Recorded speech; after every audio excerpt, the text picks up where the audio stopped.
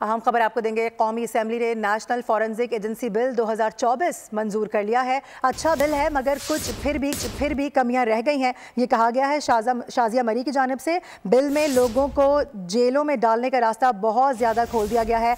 हमारे साथ मौजूद हैं अली शेर, उनसे बात करेंगे। अली शेर बताएगा क्या कहना था इनका इस हवाले से। जी बिल्कुल, कौमी असम्बली का इजलास जारी है और उसमें वज़ीर दाखिला मोहसिन नकवी ने नेशनल फॉरेंसिक एजेंसी के क़याम 2024 का बिल जो है वो पेश किया है, जिसे कौमी असम्बली ने मंजूर कर लिया है।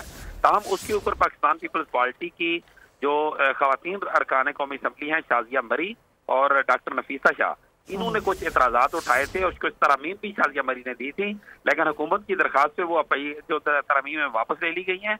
और उसमें जो खदशा जाहिर किया है डॉक्टर नफीसा शाह ने, उन्होंने कहा है कि हम जो है वो एक सर्विलेंस रियासत बनाने जा रहे हैं और लगता है कि शहरियों का हर एक्सरे जो है वो रियासत के पास होगा। तो इस तरह से जो शहरी आज़ादियां हैं, जो जाती निजी जिंदगी है, उसके अंदर रियासत को इस हद तक मुदाखलत नहीं करनी चाहिए। इसी तरह से शाजिया मरी जो है, उन्होंने ये बात कही कि नेशनल फॉरेंसिक एजेंसी का जो क़याम है उसमें एक जो अक्सर जानबूझकर भी गलती करेगा तो उसे 1 लाख रुपए तक जुर्माना और 1 साल की कैद रखी गई है। ये बहुत कम है। अगर कोई जानबूझकर जो है वो शहरियों को जेल तक पहुंचाता है तो उनके साथ इस तरह की इतना नर्म रवैया नहीं होना चाहिए, बल्कि उसके जो सजा है वो भी बढ़ानी चाहिए।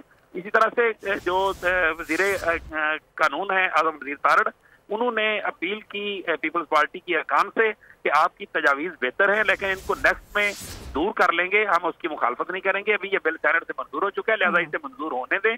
और इस तरह ये बिल जो है वो मंजूर कर लिया गया है। अपोजिशन जो है वो मौजूद नहीं थी ऐवान में, जिसकी वजह से किसी ने उसकी मुखालफत नहीं की। ठीक है, लेकिन इस बिल पर कुछ तहफ़्फ़ुज़ात सामने आए, उससे मुतालिक आगाह करे थे डिप्टी ब्यूरो चीफ हमारे साथ मौजूद थे। अली शेर, बहुत शुक्रिया आपका। सब्सक्राइब करें और बेल दबाएं ताकि कोई खबर रह न जाए।